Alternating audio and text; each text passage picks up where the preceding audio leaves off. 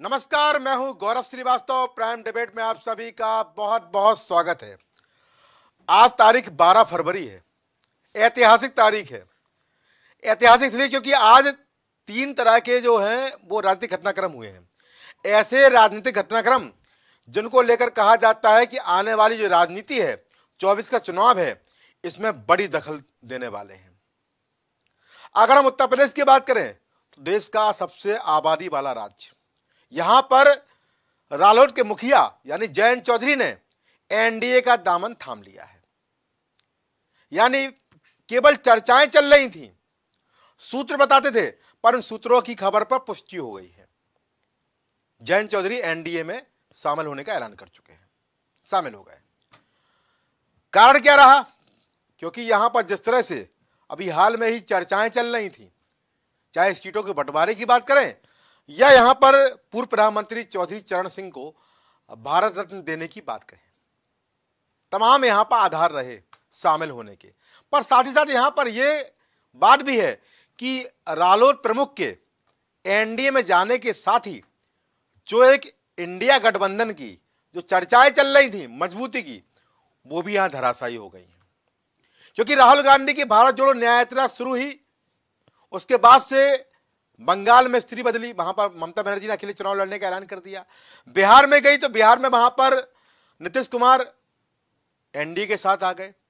और यहां पर हमने देखा है कि जब उत्तर प्रदेश में यात्रा आने वाली है आगामी 16 या 17 फरवरी को, तब यहां कहा जा रहा है कि जयंत चौधरी यहां पर शामिल हो गए हैं। तो यहां पर भी धक्का लगा है, क्योंकि पश्चिम का जो समीकरण है वो यहां बीजेपी के पक्ष में जाने की बात कही जा रही है। वो पश्चिम जहां से बीजेपी को कई सीटों पे हार का सामना करना पड़ा था। हम 19 चुनाव की बात कर रहे हैं। और यहां पर अगर रालोद के साथ ही जुड़ गए हैं तो कहीं ना कहीं बीजेपी की पश्चिम जो सीटें हैं वहां पर परचम लहराने की जो उनकी सोच है, नीति है, वहां पर बल मिलेगा और यहां पर बहुत कुछ संभव भी हो सकता है। दूसरे घटनाक्रम की बात करें तो नीतीश कुमार ने बिहार विधानसभा में बहुमत सिद्ध कर दिया है 129 विधायकों के साथ। यहां तक कि स्पीकर को हटाने के लिए जो विश्वास प्रस्ताव हुआ वो भी यहां पर मंजूरी हो चुकी है। लंबे समय के अंतराल के बाद यहां पर यह चर्चा चल रही थी कि नहीं वो आईएनडीए के साथ हैं, पर यहां पर एनडीए के साथ जाकर उन्होंने यहां नीतियों को बदल दिया था। अब कितने साथ रहने वाले हैं ये भी बड़ा विषय है, क्योंकि यहां पर तमाम जो विपक्ष है वो बोल रहा है कि वो आए दिन पलटते रहते हैं। अब आने वाले समय में कहां पलटते हैं या नहीं पलटते हैं वो फिलहाल भविष्य के गर्भ में निहित है। पर चूंकि जब बात बिहार की हो रही है तो इसकी चर्चा करना जरूरी है। और अगर हम तीसरे घटनाक्रम की बात करें तो कांग्रेस का है। महाराष्ट्र कांग्रेस में हमने देखा है कि 14 जनवरी को मिलिंद देवड़ा, उसके बाद 8 फरवरी को बाबा सिद्दीकी और इसके बाद यहां पर 12 फरवरी को अशोक चव्हाण ने इस्तीफा सौंप दिया। पूर्व मुख्यमंत्री महाराष्ट्र अगर इस्तीफा दिया है, तमाम मायने हैं, कहां जाने वाले पता नहीं, पर एक बात स्पष्ट है कि यहां पर महाराष्ट्र में कांग्रेस की कमर तोड़ने का काम कर दिया है। बड़े नेता हैं, अगर उनका यहां पर इस्तीफा दिया जाता है, हो गया है, 3 बड़े नेता चले गए हैं, तो कहीं ना कहीं यहां पर एक प्रश्न तो आता है कि जो नीति है वो 24 के चुनाव के पहले धराशायी हो रही है।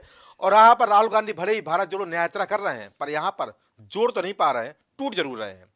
कुछ बयान सुनते चर्चा को आगे बढ़ाते हैं। देखिए, आरएलडी वो एनडीए गठबंधन का हिस्सा बनी है, लेकिन आरएलडी अगर अपने विधायकों की गिनती करेगी तो 1, 2, 3, 4, 5 के बाद वो संख्या समाप्त हो जाती है। तो एनडीए में जाने से एनडीए को क्या फायदा होने जा रहा है या आरएलडी को क्या फायदा होने जा रहा है, ये तो भविष्य की बात है। लेकिन समाजवादी पार्टी वो किसानों की, मजदूरों की लड़ाई को लड़ती रहेगी और कल किसान दिल्ली की तरफ कूच कर रहे हैं। इन सब सवालों के जवाब भी आरएलडी को देने पड़ेंगे। समाजवादी पार्टी किसान आंदोलन का भी जो भी इस तरह की खबर निकाली है, मैं नहीं समझता उन्होंने हमारे विधायकों से भी बात की है। मैंने अपने सभी दल के विधायकों से बातचीत की है और बातचीत कार्यकर्ताओं से की है और उसके बाद ये फैसला लिया।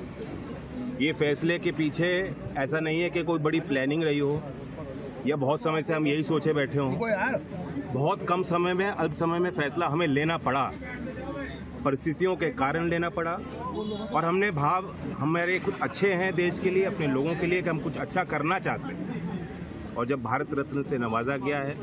जयंत चौधरी ने न सिर्फ चरण सिंह साहब के नाम को जो है बदनाम किया है, बल्कि जो उनकी एक विचारधारा थी उसके खिलाफ वो गए हैं। चौधरी चरण सिंह ने हमेशा आरएसएस का विरोध किया है और उस वक्त जो जनसंघ हुआ करती थी उसका विरोध किया है।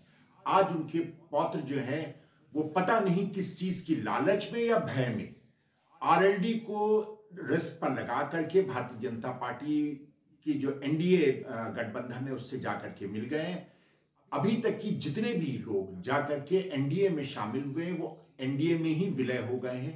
और इसका ताजा उदाहरण है जो अभी जेडीयू को देख लीजिए, नीतीश कुमार जी जो हैं वो किस तरह से पूर्ण बहुमत में थे और आज मात्र 45 एमएलए हैं और उनको भी उन्हें बचा करके रखा। तो यहां पर हमने देखा किस तरह से लोगों के बयान आए। ये बयान बताते हैं कि 24 चुनाव बेहद दिलचस्प होने वाला है। फिर आरएलडी की हम बात कर रहे हैं तो आरएलडी कुछ हम तथ्यों को भी देख लें कि आरएलडी की स्थिति 2009, 14, 19 में क्या रही है। देखिए हमारी खास रिपोर्ट। आरएलडी को किसका साथ भाया है। 2009 में आरएलडी ने भाजपा के साथ चुनाव लड़ा और 60 में से 5 सीटों पर आरएलडी ने जीत हासिल की। उसके बाद अगर हम बात करते हैं 2014 चुनाव की तो उसके यहां पर आंकड़े अलग हैं। अगर 14 चुनाव की बात करें तो आरएलडी ने समाजवादी पार्टी कांग्रेस के साथ मिलकर यहां पर 2014 का लोकसभा चुनाव लड़ा था। 8 सीटों पर कांग्रेस का चुनाव लड़ा और यहां पर आरएलडी को क्लीन बोल्ड हो गई थी, कोई सीट नहीं मिली, एक भी सीट नहीं आई। यानी बात 7 में 5, ये बड़ी बात है। और सबसे महत्वपूर्ण बात है केवल चुनाव में सिर्फ 0.9% वोट मिले। यानी बीजेपी के साथ गई थी तो 7 में से 5 सीटें जीत कर आई थी, ये लाभ मिला था। और यहां पर कांग्रेस समाजवादी पार्टी गठबंधन के साथ गए थे तो 8 सीटों में कोई भी सीट जीत नहीं पाए थे। अगर 19 की बात करें तो आरएलडी ने फिर यहां बसपा और सपा के साथ चुनाव लड़ा, 3 सीटों में यहां पर चुनाव लड़ने का मौका मिला और इस बार फिर शून्य। यानी अगर 2009 की बात करें तो 5 सीटें यहां जीत कर आई थी और यहां पर 14 और 19 में खाता ही नहीं खुला, वोट परसेंटेज भी कम हुआ। तो कहीं ना कहीं ये स्पष्ट करता है कि आरएलडी को बीजेपी का साथ भाता है। 14 और 19 के आंकड़े फिलहाल यही बताते हैं जब 2 बार आरएलडी क्लीन बोल्ड हो गई। और अगर बात करें 19 चुनाव की तो यहां पर भी 1.7% वोट ही मिला था। महत्वपूर्ण चर्चा विषय है क्योंकि यहां पर एनडीए के हुए चौधरी आने वाले समय में बीजेपी को कितना लाभ मिलेगा, पश्चिम में वो आरएलडी के कितना राजनीतिक महत्वाकांक्षा पूरी होगी, कितनी मजबूती मिलेगी, क्योंकि आरएलडी भी लगातार अपने संगठन को विस्तार करने में लगी हुई है। महत्वपूर्ण चर्चा विषय है क्योंकि यहां पर इस चर्चा के माध्यम से तमाम चीजें सामने भी आने वाली हैं। मैंने आपको तीनों घटनाक्रम की बात की, वो आज का जो बताया मैंने दिन आपका 12 फरवरी महाराष्ट्र के घटनाक्रम की बात की, मैंने बिहार घटनाक्रम की बात की और मैंने यहाँ पर उत्तर प्रदेश के घटनाक्रम की बात की जहां पर जयंत चौधरी यानी रालोद के मुखिया ने ऐलान कर दिया है एनडीए के साथ जाने का। बड़ा धक्का समाजवादी पार्टी को, बड़ा धक्का कांग्रेस को, बड़ा धक्का आईएनडीए गठबंधन को और बड़ा झटका यहां पर विपक्ष को। चर्चा में महत्वपूर्ण हमारे साथ मेहमान जुड़ चुके हैं, आप सबको रूबरू करा दूं। भारतीय जनता पार्टी से शमसी अय्यर अपना पक्ष रखे, समाजवादी पार्टी से रविंद्र प्रताप सिंह अपनी बात रखेंगे, नेता जेडीयू से हमारे साथ राज सिन्हा जुड़ चुके हैं, विशाल यादव कांग्रेस पार्टी से अपना पक्ष रखेंगे, जनक प्रसाद आम आदमी पार्टी से अपनी राय देंगे और राजनीतिक विशेषज्ञ रूप में हमारे साथ टीएस राही साहब अपनी समीक्षा करेंगे। आप सभी का इस कार्यक्रम में बहुत बहुत स्वागत है। तो पहला सवाल मैं शमसी अय्यर से लेता हूं। शमसी भाई, क्या बात है, क्या बोलेंगे आरएलडी के लिए? देरा दुरुस्त है या 9 का समीकरण याद कर लिया है या ये भारत रत्न का कमाल है? कमाल जो भी है वो आप ही बताएंगे, पर यहां पर कहीं ना कहीं आपको पश्चिम में मजबूती मिल गई है और जिस तरह से बिहार में भी पुराने साथी यहां पर आ गए हैं 18 महीने के वनवास के बाद, वो भी मजबूती है। और महाराष्ट्र कांग्रेस का घटनाक्रम आपको मालूम है, 3 बड़े नेता ने छोड़ दिया, पहले 14 जनवरी, दूसरे 8 फरवरी और तीसरे यहां पर 12 फरवरी। क्या कहेंगे? धन्यवाद आपका जी। चर्चा में बैठे हुए सभी बड़े भाइयों को भी जी। भारतीय जनता पार्टी का देखिए जो विजन है बिल्कुल साफ है, जो मिशन है वो भी बहुत तेजी के साथ उसी पर भारतीय जनता पार्टी काम कर रही है। और अभी एक और झटका उत्तर प्रदेश में आप देखेंगे कि हमारे विपक्ष का समाजवादी पार्टी का भी एक बड़ा दल भारतीय जनता पार्टी में समाहित होने के लिए बिल्कुल तैयार है। वाद विवाद चल रहा है, वार्तालाप चल रही है, बहुत जल्दी आप देखेंगे। तो भारतीय जनता पार्टी ने दिखला दिया यूपी और बिहार पे कब्जा करके। अच्छा, अब जो उनका लक्ष्य है तीसरी बार, ये कब्जा सबसे अच्छा लग रहा है तीसरी, अरे राजनीति में कब्जा ही कहा जाता है, सत्ता पाना यानी कब्जा करना। तो राजनीति में मोदी जी की तीसरी बार सरकार जो है तो वो बनने जा रही, बिल्कुल वो साफ दिख रही है। ये है कि हम बहुमत का जो टारगेट हमारा 400 का है, 370 का जो कहा जा रहा है, तो उन सीटों को पाने के लिए हम थोड़ी सी मेहनत कर रहे हैं। बाकी जो कुछ हमको मेहनत करना था 2022 से लगातार हम कर रहे थे। जब योगी जी ने 2.0 की शपथ ली थी, दूसरी बार मंत्रिमंडल का विस्तार किया था, मुख्यमंत्री के रूप में शपथ ली थी, उस वक्त जो उत्तर प्रदेश का मंत्रिमंडल का विस्तार हुआ था, तो उसी वक्त से ये लग रहा था कि ये 24 की तैयारी है। बिल्कुल सजा हुआ मंत्रिमंडल उत्तर प्रदेश को दिया गया। उसके पहले चुनाव में आपने देखा होगा कि सभी वर्गों, सभी जातियों का भारतीय जनता पार्टी ने सम्मेलन कराया, किसी भी जाति को अछूता नहीं छोड़ा। वहीं आपने देखा कि विपक्ष ने सिर्फ और सिर्फ परिवारवाद की भाषा बोली, और अभी भी आपने देखा होगा 16 टिकट जो घोषित किया उसमें भी 3 आदमी अपने परिवार के ही रखे हैं। बात करते हैं पीडीए की, लेकिन किस तरीके से यहाँ पर उनका परिवार की बात मत करिएगा, नहीं तो तमाम आपके भी गिना दिए जाएंगे। अपना है दल बिखराव पर है, नहीं आप गिना सकते हैं, हम गिना सकते हैं, आपकी पार्टी परिवार पर कम नहीं भाई, ऐसे गिना सकते हैं, कोई बात नहीं। लेकिन जो आरोप लगता चला आता है उसको उसी की बात बार बार दोहराई जाती है। अच्छा। अब हो जाता है कि अभी आपने देखा जयंत चौधरी का जो भारतीय जनता पार्टी ने एक तरीके से उनके पिताजी को सम्मान दिया, जो किसानों के लिए हमेशा लड़ते चुनाव के समय। फिर वही बात है, चुनाव के समय ये तो आरोप लगाना होता है ना। विपक्ष करे तो क्या करे। अच्छा। जब ये भारत रत्न चौधरी चरण सिंह को दिया गया, नरसिम्हा राव जी को दिया गया, स्वामीनाथन को दिया गया, तो विपक्ष चारों खाने चित हो गई। तब उन्होंने फिर वही बात चुनाव के समय, आप बता दीजिए, आप तो बहुत बड़े वो हैं, पत्रकार हैं, आप बता दीजिए कि भारतीय जनता पार्टी कौन से महीने में ऐसा काम करे कि जब चुनाव नजदीक ना हो। अच्छा। आप बता सकते हो कोई महीना था? अच्छा अच्छा, कभी नहीं बता सकते, क्योंकि हर दूसरे तीसरे महीने देश में बड़े चुनाव के समय कहीं ना कहीं चुनाव रहता है, और हर चुनाव में भारतीय जनता पार्टी पूरी गंभीरता के साथ चुनाव लड़ती है। तो ये आरोप लगाना, अब इस पे कोई असर नहीं होता है कि चुनाव के समय तो मजबूती आ गई कुल मिला के आपके पास। मजबूती इतनी आ गई है कि आपने देखा होगा कि हर आदमी सत्ता में रहने वाला, गौरव भाई आपको पता है, इसलिए आप लोग आपकी बात 400 बार बोल रहे हैं। जो नेता होता है वो चाहता है कि सत्ता के करीब रहे, सत्ता में रहे। तो 5 साल इंतजार कर लिया, 10 साल इंतजार कर लिया, 15 साल भी इंतजार करने को कार्यकर्ता जो है विपक्ष के तैयार थे। लेकिन देखा कि विपक्ष जो है बिल्कुल अहंकार में डूबा है, आडंबर है, सिर्फ और सिर्फ फेसबुक पर राजनीति है, ट्विटर पर राजनीति है, इसी में बैठकर राजनीति है। तो उनको लगा कि हम जमीन पर, हम चाय की दुकानों पर बैठते हैं तो हमसे सवाल होता है कि आपका नेता करता क्या है। तो वही पता चला कि विपक्ष में बोल देता है, विधानसभा में बोल देता है, और उसके बाद कहीं पर दिखता नहीं। तो ये सारी चीजें जो है दूसरे दल में जाने के लिए उनको प्रेरित करती कि अरे 5 साल हो गया, 10 साल हो गया, 20 साल हो गया, कब तक हम विपक्ष के रूप में ही रहेंगे। तब जो है हर आदमी आरएसएस तो भारतीय जनता पार्टी की तरह संयम रखने वाला नहीं है कि 1980 में 2 सीटें थी तो भारतीय जनता पार्टी के लोग टूटकर जो है कांग्रेस में चले गए होते, इसमें चले गए होते, और मजबूत और मजबूत और मजबूत होती चली, क्योंकि भारतीय जनता पार्टी ने मिशन रखा था और उनके नेता जमीन पर काम करते थे। यही हजरतगंज में हम लोगों ने खुद देखा है कि लाठियों से पीटा जाता था, उनको जेल में डाल दिया जाता था, लेकिन कहीं से भी मनोबल कमजोर नहीं होता था। दूसरे दिन फिर उसी उत्साह के साथ आते थे। लेकिन आप बता दें कि 6 साल का कार्यकाल हो गया है, कभी भी समाजवादी पार्टी ने, कांग्रेस ने, बहुजन समाज पार्टी ने, किसी ने ऐसा आंदोलन करने की कोशिश भी की हो। क्यों? क्योंकि उनके पास मुद्दे की कमी है। सिर्फ आडंबर बताते हैं कि अब महिला उत्पीड़न हो रहा है, बलात्कार हो रहा है, डकैती है, लूट है, मार है, लेकिन जब जमीन पर उतरते, जनता के बीच में जाते, जनता कहती है कि हमको कुछ नहीं भाई, हमको एकदम आराम चाहिए, बिल्कुल आराम से हम रह रहे हैं, हम आपके साथ नहीं आ सकते। तो लाल टोपी वाले कितना उपद्रव मचाएंगे, हद था खार के फिर वापस चले आते हैं। लाल टोपी आपको याद आ गई, चलिए ठीक है, लाल टोपी बात कर लेते हैं। रविंद्र भाई जी बोल दिया ना, लाल टोपी भाई कितना उपद्रव मचा ले। अभी लगाए थे मोदी जी लाल टोपी। अच्छा, लगाए थे, लीजिए। मुश्किल से 15 दिन हुआ। अच्छा, पहले हुआ है। अच्छा, कहाँ लगाए थे भाई? एक जनसभा में थे। अच्छा, रविंद्र भाई जवाब आपको देना। देखिए, झटका बड़ा लगा है आपको, आपके साथी चले गए हैं, कांग्रेस दबाव बनाएगी आपको सीट का। जी, आपने जयंत चौधरी जी के संदर्भ में कहा जी, पहली घटना तो है नहीं जी। इससे पहले जयंत जी भी जा चुके हैं हमारा साथ छोड़ के जी, उससे पहले छोटे चौधरी साहब भी जा चुके हैं हमारा साथ छोड़ के जी। लेकिन अगर 2 बार जयंत जी के और 1 बार छोटे चौधरी जी के साथ छोड़ने से क्या हमारे पर कोई असर पड़ा? उसके बाद हम लोग 4 बार मुख्यमंत्री बने। अच्छा, तो दुख है, क्योंकि हमारा नैसर्गिक परिवार से संबंध रहा है जी। आदरणीय चौधरी चरण सिंह के नेतृत्व में समाजवादी पार्टी राजनीतिक मार्गदर्शक के रूप में उनको स्वीकार करती थी जी।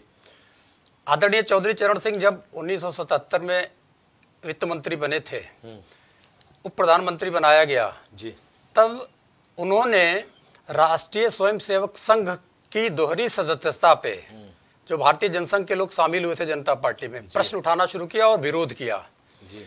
फिर भारतीय जनसंघ ने इतना विरोध किया कि उनको अपने पद को छोड़ना पड़ा और सरकार टूट गई। तो जिसके साथ गए ये चरित्र है उनका जी।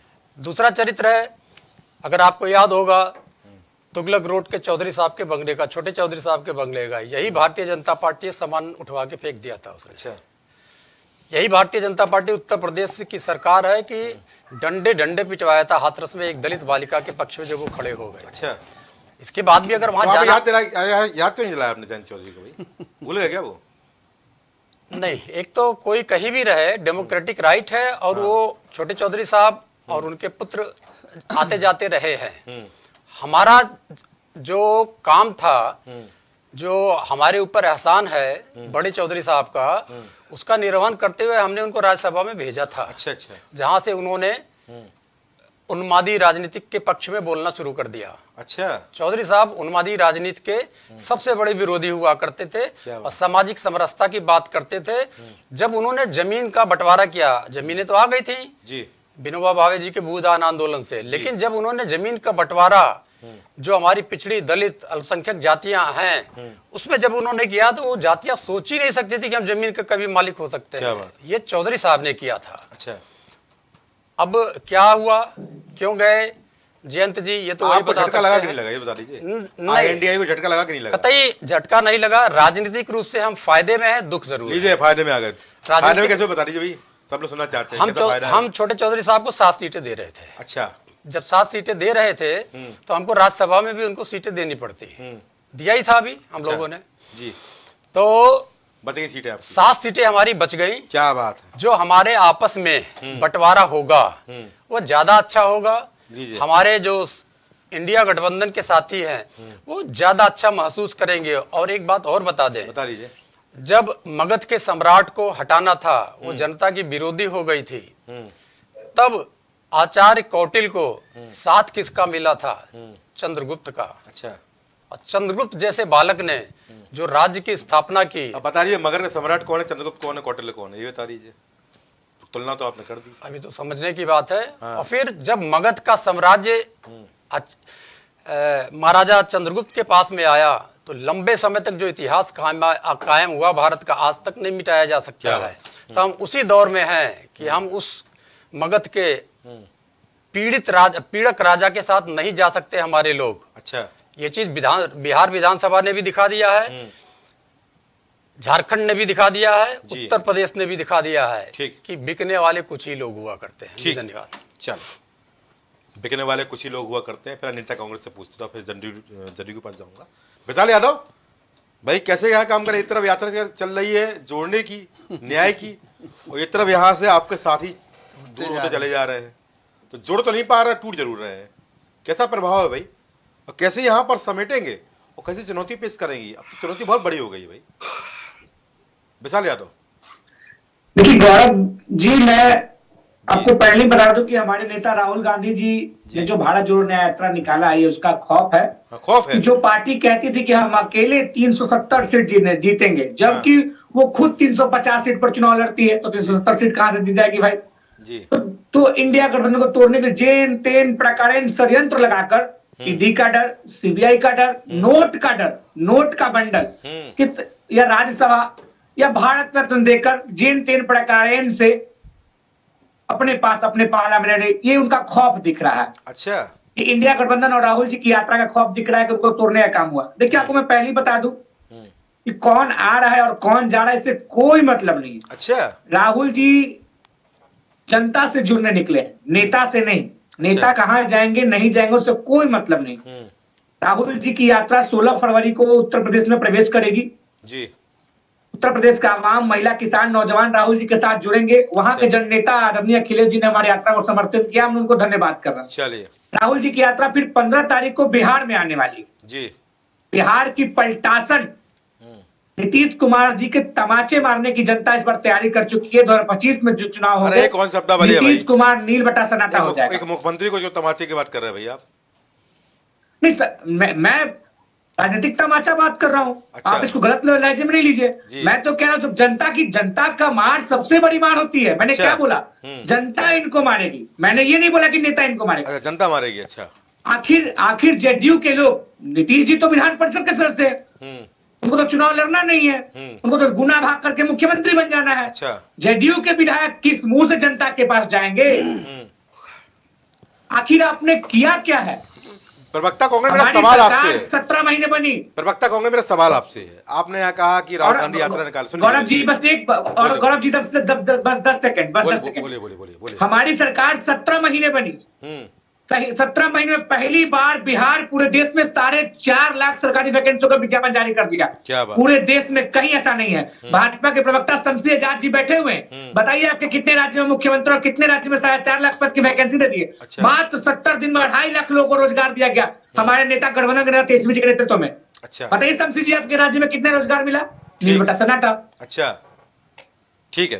विशाल, मेरा एक सवाल आपसे। आपने कहा राहुल गांधी जनता को जोड़ रहे हैं, आह्वान कर रहे हैं, यूपी में आएगी, यहाँ पर भी लोग जुड़ेंगे, पर आपको लगता है कि जब से यात्रा शुरू हुई है तब से लोग दूर जा रहे हैं? ममता बनर्जी, आम आदमी party, Janata Dal United, RLD आपके साथी हैं, आपके घटक दल हैं, तो आप यहाँ पर जोड़ने की बात कर रहे हैं, ये टूट टूट जा रहे हैं, तो कहीं ना कहीं कमी है यहाँ पर। मेरे ख्याल से यात्रा से ज़्यादा यहाँ पर जुड़ाव को तवज्जो देनी चाहिए थी। और जिस तरह से आपने बयान दे दिया यहाँ पर कि हमें कोई फर्क नहीं पड़ता है, चले जाए जिसको जहाँ जाना है, तो कहीं ना कहीं ये उपेक्षा है, ये उपेक्षा कारण ये जहाँ पर इस तरह लोग टूट टूट जा रहे हैं आपसे पास से। जी देखिए गौरव जी, मैंने आपको पहले ही बोला कि राहुल जी जनता से जुड़ने निकले, नेता से नहीं। नेता वो जहां आना है जाना जा सकते हैं। अच्छा। कांग्रेस पार्टी स्वतंत्र है और सभी पार्टियां स्वतंत्र है, जिसको जहां जाना है जाए। जो हमारे साथ है उत्तर प्रदेश के आदरणीय पूर्व मुख्यमंत्री अखिलेश जी को मैं धन्यवाद देना चाहता हूं। जब इतनी पूरे देश में ईडी, सीबीआई और आईटी के डर से दिखाया जा रहा है, सब बिक गए लेकिन अखिलेश जी नहीं बिके। अखिलेश जी का बहुत बहुत धन्यवाद। सुर बदल गए, पहले तो अखिलेश भी हो रहा था और चिरकुट नेता भी हो रहा है। चलिए ठीक है, उसकी चर्चा नहीं करूंगा। चर्चा करूंगा तो यहाँ पर घाव खरीदने का काम मेरे ऊपर जो ठीकरा मार दिया जाएगा। फिलहाल मैं नेता जलील पर चलता हूँ। राज भाई, प्राइम टीवी स्वागत है, पर स्वागत के साथ साथ एक सवाल आपसे है, क्योंकि यहाँ पर विशाल ने बता दिया है कि फर्क कोई नहीं पड़ने वाला है, तो बड़ा हल्का ले गए और कह रहा है किस मुंह से जाएंगे जनता के पास, क्योंकि लोकसभा चुनाव साथ में आ गया है और बिहार में भी चुनाव है अगले साल। तो क्या कहेंगे इसको लेकर? जी जी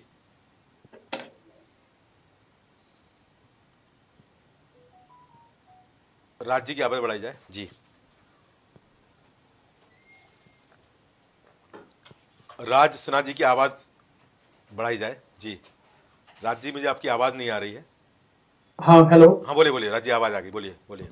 हाँ, कह रहा हूँ कि फर्क तो पड़ ही गया है। हाँ। जब नीतीश कुमार जब अलग हुए हैं तब तो फर्क पड़ ही गया है, क्योंकि नीतीश कुमार जब अलग हुए हैं तो कुछ ना कुछ लूप होल रहा ही होगा, कुछ ना कुछ दिक्कतें रही होंगी, जो आज स्पष्ट रूप से वो दिख गया। जी बोलिए राज सिन्हा जी, बोलते रहिए। बिल्कुल आ रही, बोलिए बोलिए। हाँ, तो इसमें क्या है कि नीतीश कुमार गए हैं ऐसे लोग के साथ जो डेवलपमेंट कर रहे हैं। डेवलपमेंट के साथ शुरू से उनका एक कर्तव्य रहा है बिहार के प्रति। अच्छा अच्छा। कि हम प्रगति की ओर, बिहार को जीरो से हीरो बनाने में उन्हीं का हाथ है। अच्छा। और हमेशा रहेगा। कहीं ना कहीं कोई दिक्कतें आई थी, कहीं ना कुछ ऐसा दिक्कत था जिससे उनको दिक्कत हो रही थी, इसलिए वो वहां गए। अच्छा।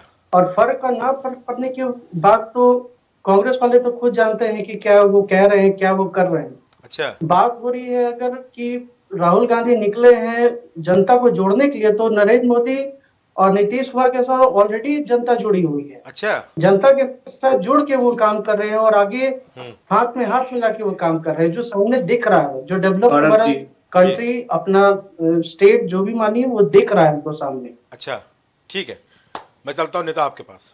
जनक भाई, भाई दर्शन हो गए और दर्शन के साथ साथ चर्चा भी हो रही है। आप भी उसी पृष्ठभूमि पे आ रहे हैं जिसको लेकर लगातार आप कटाक्ष करते रहे हैं।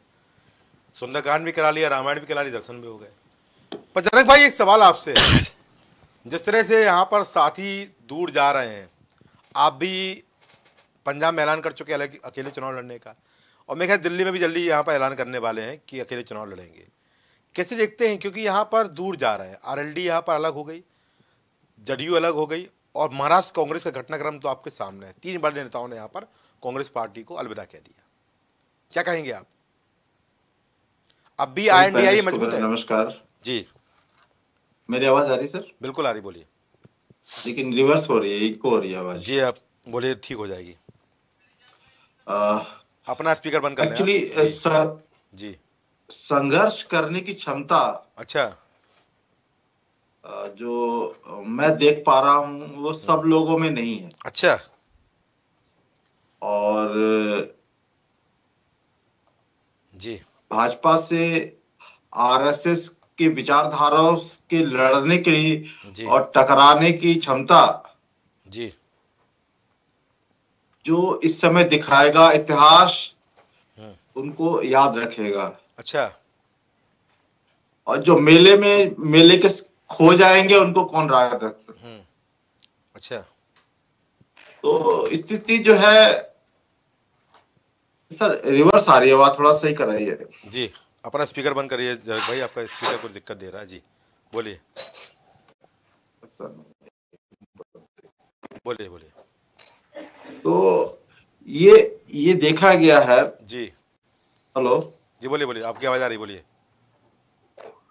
तो ये देखा गया कि अगर आपके यहाँ से प्रॉब्लम है सर। जी आप बोल लीजिए, आप बोलते रहिए। तो ये देखा गया कि जो आम आदमी पार्टी की विचारधारा, हम लोग संविधान के संवैधानिक रूप से जो लड़ाई लड़ी जा रही है वो देश की जनता के लिए है। भाजपा के राज में जो इनकी सुविधाओं की राजनीति कर रहे हैं, जो पेपर लीक करके कर रहे हैं, पेपर अभी लखनऊ में पेपर लीक हुआ संडे को जी, उस पर चर्चा नहीं करेंगे ये लोग जी।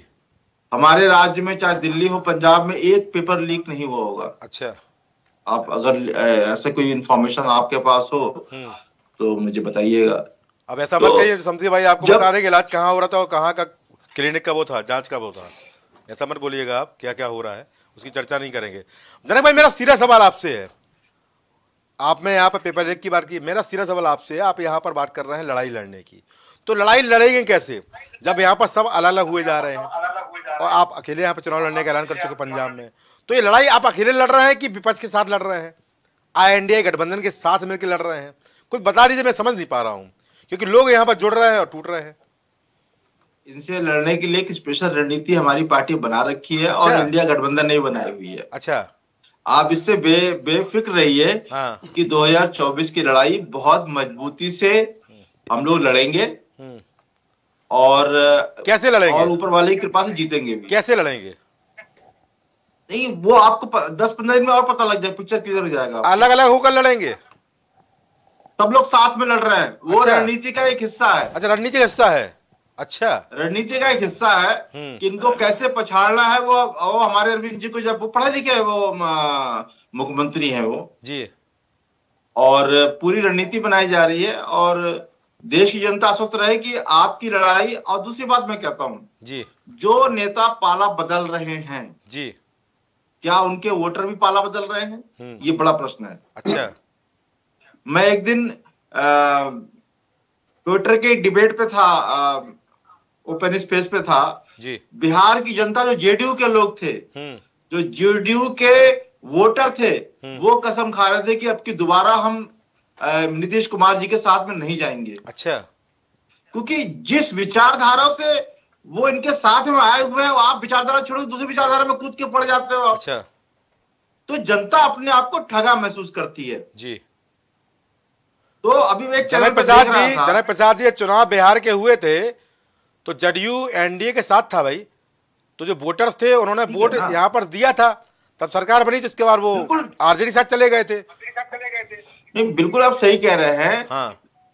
देश में सुविधा की राजनीति चल रही है, ये लंबे समय तक चलेगी नहीं। अच्छा, जनता इसको पूरी तरह देख रही है।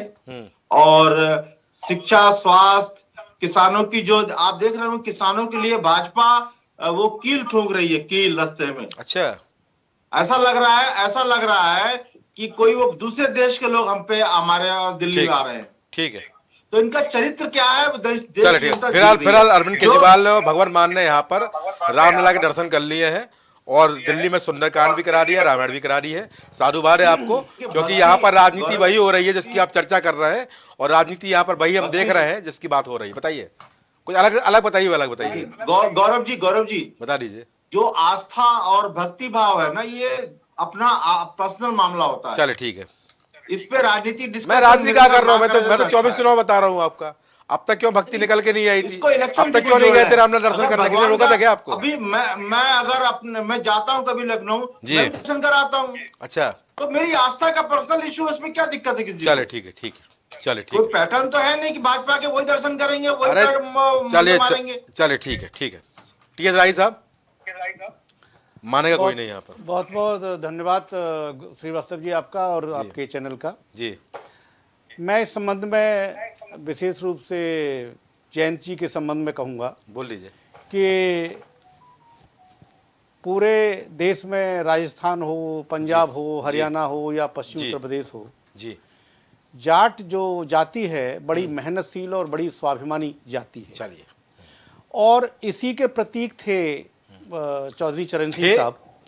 हाँ ठीक है, ठीक है, हाँ ठीक है, इसी के प्रति वो मतलब वो पूरे स्वाभिमानी थे। अच्छा, और राजनीतिक उन्होंने खूब अच्छा खासा संघर्ष किया। ठीक है, बड़ा मेहनतशील थे। उनकी अपनी एक किसानों की एक नई मतलब किसानों की एक लाइन थी, किसानों के बसिया थे वो जी। और किसानों के लिए उन्होंने जमीनों के बारे में जो काम किया वो आप सबको पता ही है जी, कि उसकी वजह से बहुत बता चुके हैं जी। जो बहुत सारे जो लोग थे जमीनों के मालिक हुए जी। लेकिन मुझे ऐसा लगता है अच्छा, कि जयंती जी जो हैं वो सुविधा की राजनीति कर रहे हैं। अच्छा, जो लोग सुविधा की राजनीति करते हैं, जो पॉलिटिकल स्ट्रगल नहीं करते, जो राजनीतिक संघर्ष नहीं करते, वो आप समझिए कि धीरे धीरे राजनीतिक रूप से मतलब कहना चाहिए कि कमजोर होते 14-19 कर तो लिया, 14 में भी क्लीन बोल्ड होगा, 19 में क्लीन बोल्ड होगा। नहीं, ये संघर्ष ही तो है। जब बात नहीं बनी तो यहाँ पर एनडीए साथ आ गए। मैं बताऊं साहब, गठबंधन में आके मिला क्या उनको? नहीं, मैं बताऊं आपको, चौधरी जी जो है वो भी बहुत बार उनके साथ ऐसा हुआ, लेकिन उन्होंने कभी संघर्ष का रास्ता नहीं छोड़ा। और आखिर में वो प्रधानमंत्री बने जी। आखिर में वो प्रधानमंत्री बने जी। तो अभी क्या है कि जयंत चौधरी जो हैं, क्योंकि ये मुझे मतलब ऐसा जनरली होता रहता है। आपके मुताबिक उन्होंने गलत किया? मेरे हिसाब से बिल्कुल उन्होंने गलत किया है। और कांग्रेस ने वहां पर गलत किया? नहीं, अशोक चौहान छोड़ दिए हैं, चौहान छोड़ दिए हैं, मिलिंद देवड़ा छोड़ दिए हैं, बाबा सिद्दीकी छोड़ दिए, उन्होंने गलत किया? नहीं, मैं अभी उत्तर प्रदेश के रेफरेंस में बात कर रहा हूं। बता दीजिए। उत्तर प्रदेश मैंने तीनों की बात की है जी। तो मैं उस पर भी बात हो सकती है, लेकिन उत्तर प्रदेश की जो बात है, अभी मैं बहुत सारे क्योंकि मैं पश्चिमी उत्तर प्रदेश में स्वयं ही आता हूँ, मैं वहां रहता हूँ, तो वहां मेरे सब हमारे चाचा फूफा मामा ताऊ सब लगते हैं जी। तो उनकी बातों से जो लग रहा था, जयंती जी की जो बातें चल रही थी, तो बहुत सारे जो जाट हैं उन्होंने कहा कि हम जयंत के साथ नहीं जाएंगे। अच्छा, जयंत के साथ हम नहीं जाएंगे। तो ये जो जयंती जी जो राजनीति कर रहे हैं, ये धीरे धीरे मतलब कहना चाहिए कि राजनीतिक जो अपनी हत्या है, अच्छा, और मतलब स्वयं हत्या करने वाली, जिसको सुसाइड बोलते हैं, पॉलिटिकल सुसाइड जिसको बोलते हैं, ठीक है, वो क्योंकि जो लोग कुछ दिन के लिए वो मंत्री पद पा सकते हैं, कुछ दिन के लिए मंत्री पद पा सकते हैं, लेकिन जो आदमी संघर्ष जो तप के आता है, आप भी जानते हैं कि जो आदमी तप के आता है, सारी बातों को कर लेता है, तो वो जो है उसमें उसको जनता पहचानती है। अच्छा। जो आदमी तो यहाँ पर कांग्रेस और समाजवादी पार्टी कौन सा तप रहे थे भाई? नहीं, बिल्कुल ठीक बात है। देखो कौन सा तप रहे थे? मैं इनका कोई पक्ष की बात नहीं करूंगा, लेकिन मैं ये चुनाव हार गए, खुद सीट हार गए, कोई बात नहीं है। राजनीति में ये सब चलता रहता है। राजनीति को ऐसे तो आप अगर आप बात करेंगे तो बीजेपी जो है सन 80 से लेके और वो जो है सन 80 में उनकी 2 सीटें आई थी और बहुत लंबे समय तक वो राजनीति से मतलब कहना चाहिए बाहर रहे हैं। तो लेकिन उन्होंने संघर्ष किया और वो यहाँ तक पहुंचे हैं, यहाँ तक पहुंचे। तो मैं यही कहूंगा कि जयंती जी को थोड़ा सब्र करना चाहिए था, उनको थोड़ा संघर्ष करना चाहिए था। आपकी राय दे दूंगा, मैं भेज दूंगा। बिल्कुल, उनको संघर्ष करते और संघर्ष करेंगे तो उनको कुछ मिलेगा। जो लोग समझौता करते हैं उनको कोई याद नहीं करता। ठीक है, समझौता यहाँ सबका होता है और सब यहाँ समझौता यहाँ पर राजनीति का होता है और यहाँ पर सुविधा की राजनीति सब करते हैं। यहाँ पर मेरे बताने की आवश्यकता नहीं है, क्योंकि राजनीति में सब कुछ जायज है।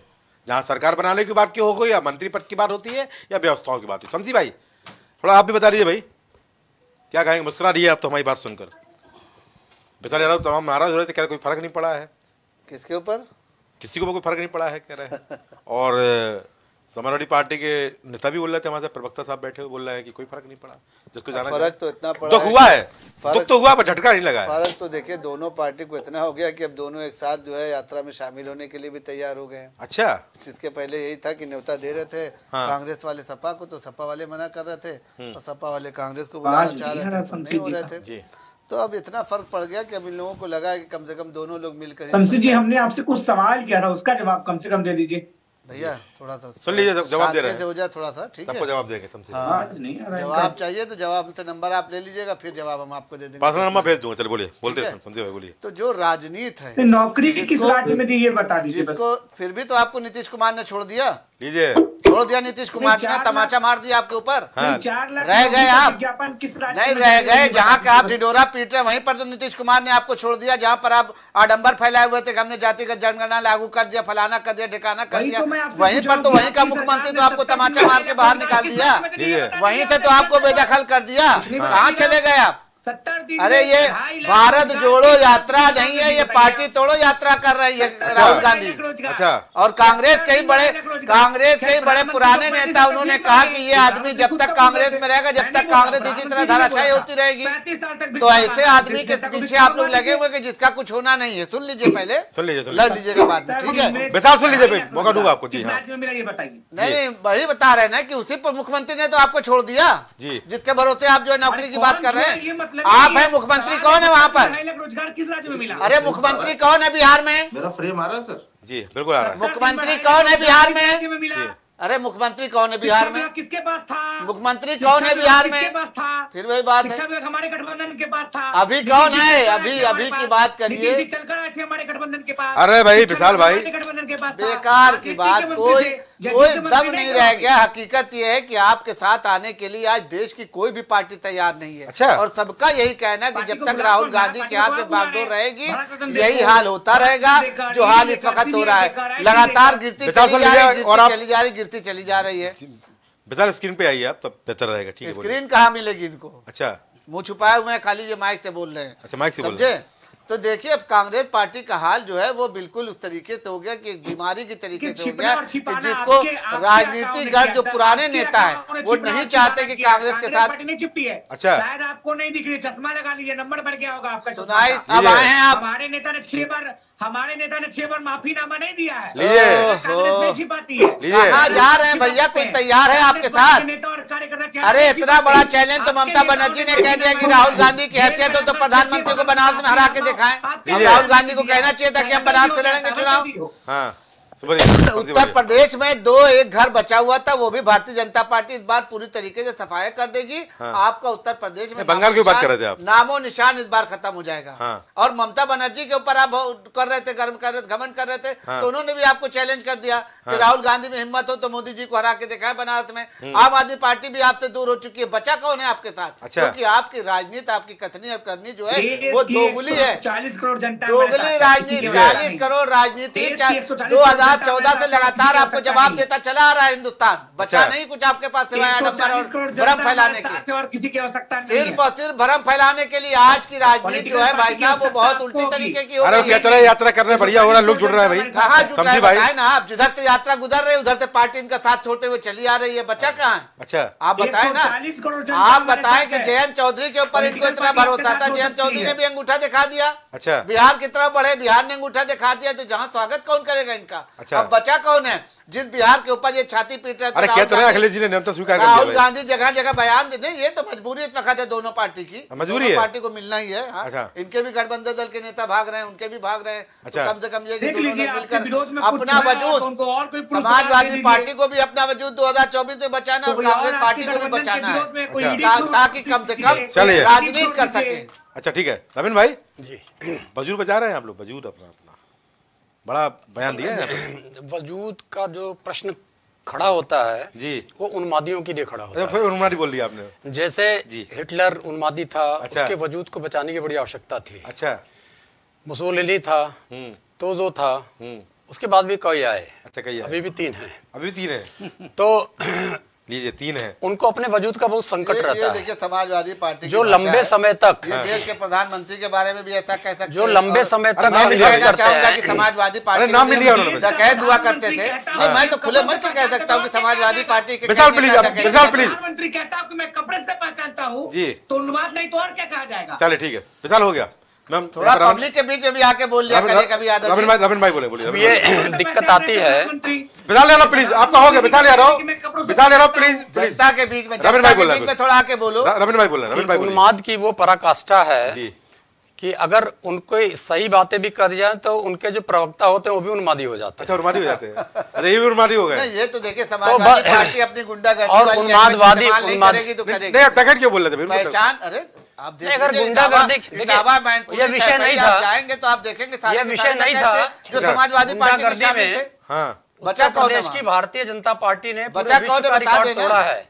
मुख्यमंत्री गुंडागर्दी वाली धाराएं, उप मुख्यमंत्री गुंडागर्दी वाली धाराएं, जी। माननीय दो मंत्री मुख्यमंत्री स्वर्गीय जरूर हो गए हैं, दो लेकिन मंत्री, उनका भी इतिहास लोग जानते हैं। दो मंत्री हमारे यहाँ के पारस यादव थे, कितना उनके ऊपर केस था, ये उन्मादी है। आपको बताएं भाई। ये उन्मादी का लक्षण दिखने लग गया अभी से। ये उन्माद का सारा लक्षण दिखने लग गया। बोलने नहीं दे रहा है। आप तो मैं भी तो बता रहा हूँ कि आपके अंदर गुंडागर्दी और अपराधी का मंत्री लक्षण जो दिख रहा सजा है। याफ्ता है वो मंत्री बने हैं, तो गुंडा कौन यही है? समाजवादी पार्टी में ऐसी- था, अपराधियों को छुड़ाने के लिए थाने के अंदर घुस जाते थे, यही आग मैंने लगा कहा देते था थे, कि अभी पुलिस जब वालों आप का कुछ गिरफ्तार बताइएगा कर देते थे, तो भारतीय अपराधियों को जनता बढ़ावा पार्टी के देते थे। प्रवक्ता भी उन्मादी हो गुंडा- जाते हैं। गुंडा- उन्मादी हो गए, सारा समझे? उन्मादी गुंडा आपको- कल्चर चलता था उत्तर सारा प्रदेश के, उन्माद चल रहा है। सारे माफिया इनके साथ पूरे थे, के पूरी इनकी डकैती से लेकर, विधानसभा- लूट से लेकर, इनके बलात्कार से प्रधानमंत्री लेकर, पे अपहरण भी, से लेकर, इनके प्रधानमंत्री भूमाफिया पे से गंभीर लेकर, आरोप लगे थे। सारे के सारे एक साथ लड़कियों का समाजवादी रिकॉर्डिंग पार्टी कराने में के, शामिल हत्या, थे। सामूहिक हत्या कराने के सारे केस सारे। कोर्ट से मुक्त हुए। अच्छा। जैसे भी मुक्त कोई हुए होंगे, नेता तो इनके जब यहाँ इनकी तो पूरी पार्टी के ऊपर ही लिस्ट हत्या, बायोडाटा में सामूहिक लिखा हत्या, जाता था, बलात्कार के कहा आरोप जाता था कि हैं। जो सबसे ज्यादा सुनिए, अपराध सुनिए, करेंगे, सुन लीजिए। उसको अब ये टिकट जनहित दिया पे नहीं जाता बोल रहे था। हमसे हैं, सुन लीजिए, सुन लीजिए। जनहित पे नहीं बोल रहे हैं, अच्छा। क्योंकि उन्मादी चरित्र है, नहीं बोल सकते, जनहित जानते नहीं। अब आ जाता हूं मैं किसानों पे,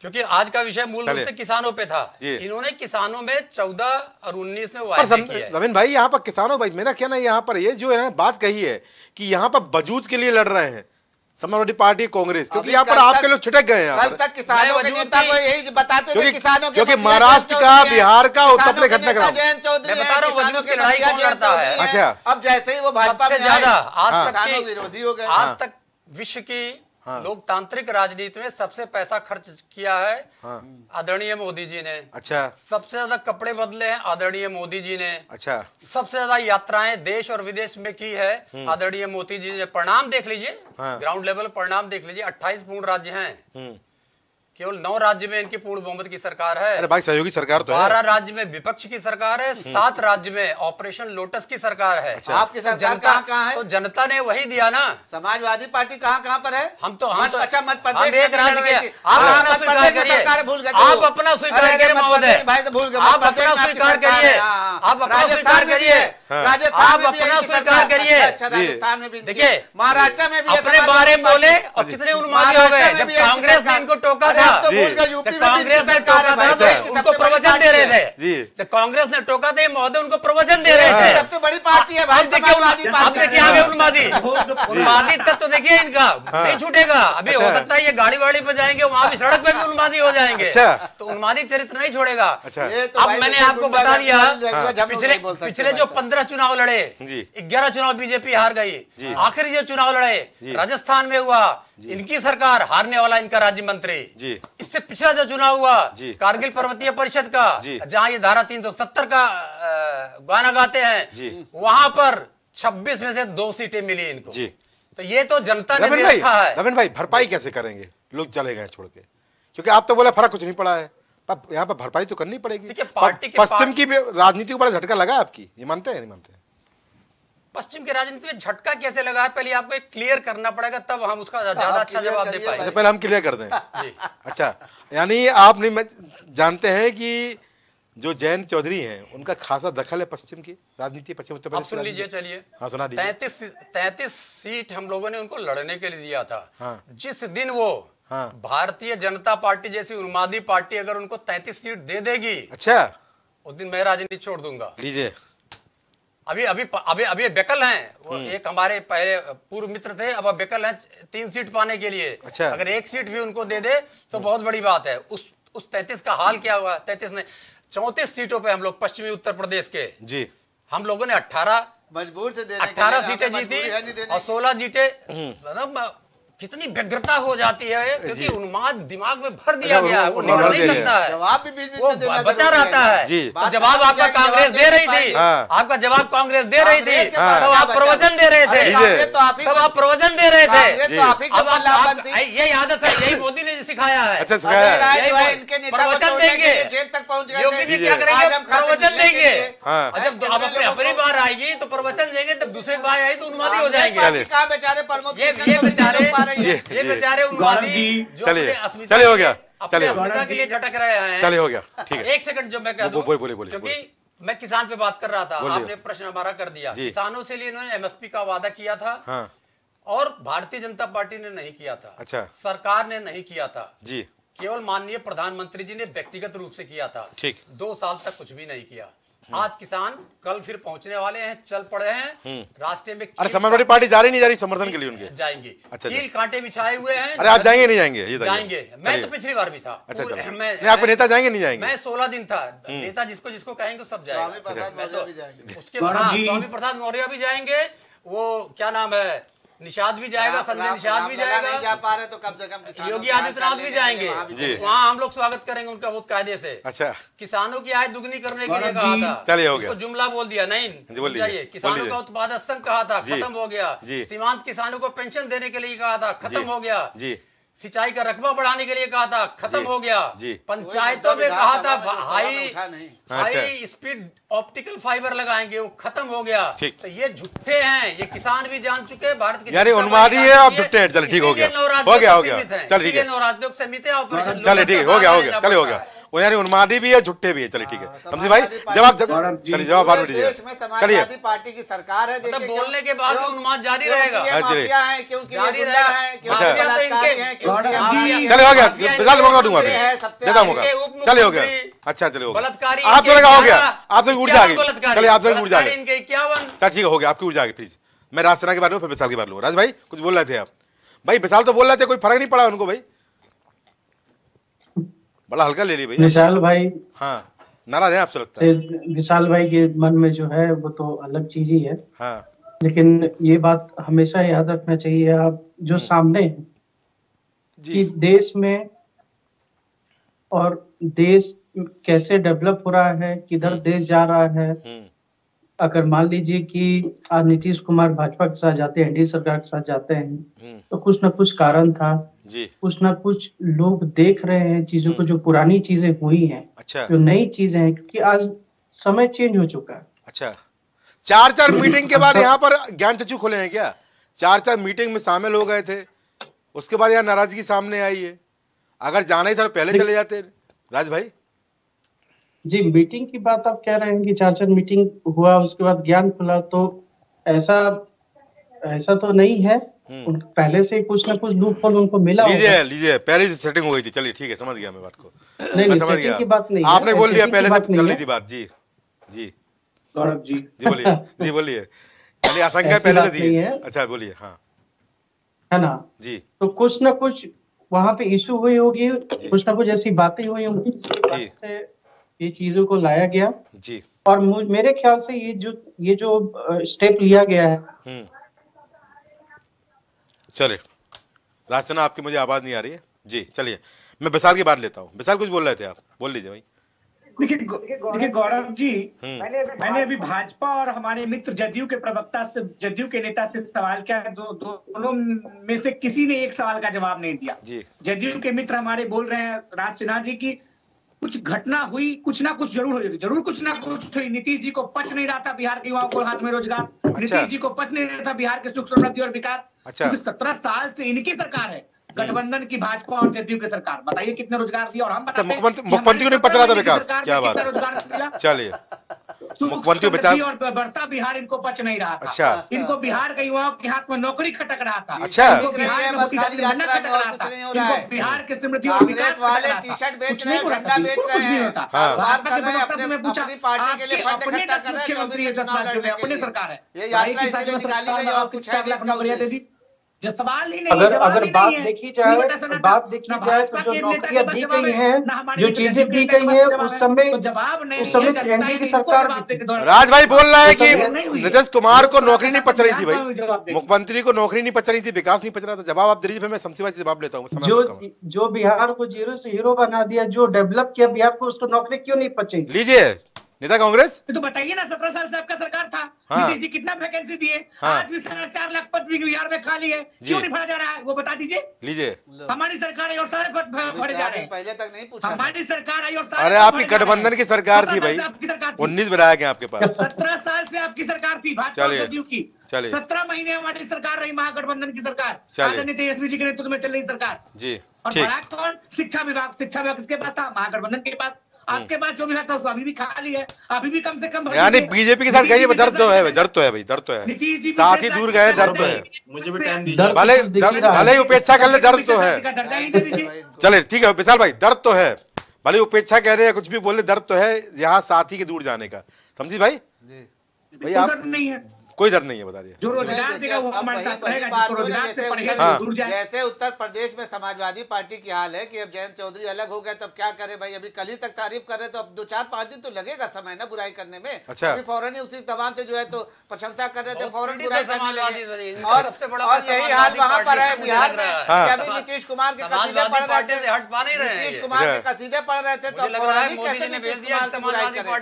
अब धीरे-धीरे 2-4 दिन के बाद जो है 2-4 के बाद नीतीश कुमार की बुराई करेंगे। अभी चलिए, अच्छा है कि समाजवादी पार्टी से आवाज नहीं आ रहा है। एक आदमी निकला हुआ है भाई, क्या करने निकला है? हाँ। वो टी शर्ट बेचने के लिए, टी शर्ट की ब्रांडिंग कर रहा है, और पीछे पीछे और आगे आगे उनकी बाकायदा स्टॉल लग रहे हैं, टी शर्ट बेचे जा रहे हैं, झंडा बेचा जा रहा है, टी शर्ट बेची जा रही है, झंडा बेचा जा रहा है।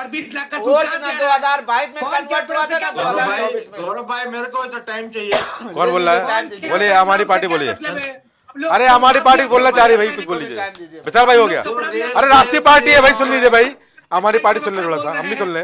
बोलिए जनक भाई, बोलिए। आप स्क्रीन पे नहीं है पर आवाज आपकी आ रही है, बोलिए बोलिए जनक भाई, बोल लीजिए। ये रेल सेल बेल सब बेचने वाले, अच्छा, ये देश को बेचने वाले लोग ये टी शर्ट पे आके खड़े हो गए। लीजिए। अब देखिए, आपने एक चीज और न्यूज अभी सुनी होगी। हाँ। हमारी आम आदमी पार्टी की पंजाब की सरकार ने एक प्राइवेट कंपनी को सरकार ने खरीद लिया है। अच्छा। भाजपा के लोग देश की संपत्ति को बेच रहे हैं, यानी कि अगर 10,000 करोड़ की संपत्ति होगी तो 2,000 करोड़ में अडानी अंबानी को बेच दे रहे हैं। शराब कारोबारी छोड़ गए क्या? हमारी सरकार, शराब कारोबारी सब बाहर आ गए, जितने भ्रष्टाचारी थे सबको जेल से रिहाई मिल गई क्या? संजय सिंह, मनीष सिसोदिया सब बाहर आ गए क्या? ये है अंतर सरकार चलाने का, ये गुड गवर्नेंस। क्या बात करते हो? भ्रष्टाचारियों की सरकार है, कहाँ बात कर रहे हैं भाई? देश बेचने वालों के साथ। अरे भाई एक मिनट, शमसी आजाद, भगवंत मान सरकार में काम कर रही है भाई पंजाब में। भगवंत मान जी तो इतना काम कर रहे हैं कि शराब के नशे में इनको जहाज से उतार दिया गया था। इतना काम कर रहे हैं कि विदेश में जो छाप छोड़कर आए हैं आज तक उसकी छाप चल रही है। ये कहाँ से बात करेंगे? एक दिल्ली को हाईजैक करके होर्डिंग लगा के, फोटो लगा के, डिजिटल करके कितनी बार जनता को बेवकूफ बनाएंगे? कहाँ चली गई है? बचा नहीं है। इनसे पूछिए रुपए डॉलर कहाँ कूड़े का अंबार। इनसे पूछिए पेट्रोल डीजल कहाँ गया? अरे तो दिल्ली में सस्ता कर दीजिए ना, वहां पे बैठ हटा दीजिए, वहां से टैक्स हटा दीजिए, 50 रुपए आप कर दीजिए। पे डाका डाल के आप यहाँ पे बातें बना रहे हैं। चलो ठीक है। आज तो रामलला का दर्शन कम से कम करके कुछ पाप धुल गए केजरीवाल के। लीजिए, आज तो कम से कम एक अच्छा काम। चले हो गया आप सभी का इस महत्वपूर्ण चर्चा में जुड़ने के लिए धन्यवाद। तो चर्चा बड़ी महत्वपूर्ण थी और चर्चा के माध्यम से हमने यहाँ पर 3 घटनाक्रमों की चर्चा की, महाराष्ट्र की और साथ ही साथ यहाँ पर बिहार की और उत्तर प्रदेश की। इस चर्चा के दौरान तमाम चीज़ें सामने निकल कर आई, सबने दूसरे पर जमकर कटाक्ष किए और एक बात यहाँ पर यह भी निकल के आई कि जब साथी दूर जाते हैं तो दर्द तो होता है। भले ही यहाँ पर टीवी चैनल पर हम यही बार बोलेंगे कि हमें कोई फ़र्क नहीं पड़ा है, पर फ़र्क पड़ता है। जब साथी छूटते हैं तो फ़र्क पड़ता है, जब दोस्ताना अलग होता है तो फ़र्क पड़ता है, और जब चुनाव सामने है वो भी ऐसी पार्टी के सामने जो बोल रही है अब की बार 400 पार, रणनीति बड़ी बनानी पड़ेगी और यहाँ पर समय भी कम है, क्योंकि यहाँ पर अगर विपक्ष को बीजेपी के सामने चुनौती देनी है तो सबसे पहले अपने साथियों को यहाँ पर एक साथ करना पड़ेगा जो फिलहाल अलग हुए चले जा रहे हैं। आने वाले समय में कितने साथी यहाँ पर और जुड़ेंगे या कितने साथी अलग होंगे वो फिलहाल भविष्य बताएगा।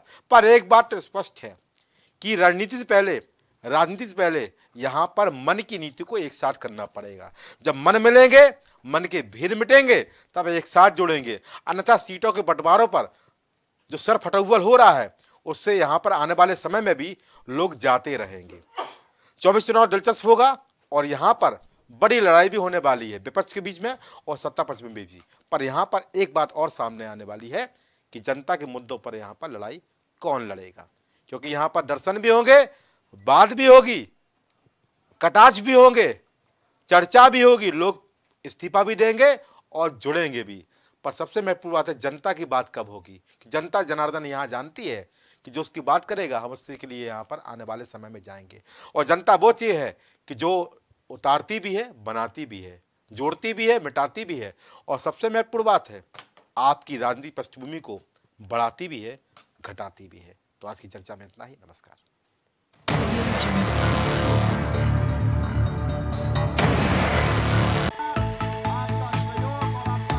कुछ भाव पुष्प। आप देख रहे हैं प्राइम टीवी, सच साहस सरोकार। प्रधानमंत्री श्री नरेंद्र मोदी का संकल्प है कि देश का हर नागरिक पोषित, सशक्त और समर्थ बने। जब पूरा विश्व इस सदी की सबसे बड़ी महामारी कोविड-19 से जूझ रहा था, उस दौरान प्रधानमंत्री श्री नरेंद्र मोदी जी के नेतृत्व में भारत सरकार ने प्रधानमंत्री गरीब कल्याण अन्न योजना का संचालन कर देश के गरीबों की खाद्य सुरक्षा सुनिश्चित की। इसी संवेदनशीलता को जारी रखते हुए आज 80 करोड़ से भी ज्यादा लोगों को मुफ्त अनाज दिया जा रहा है। सभी को अनाज, पोषित समाज।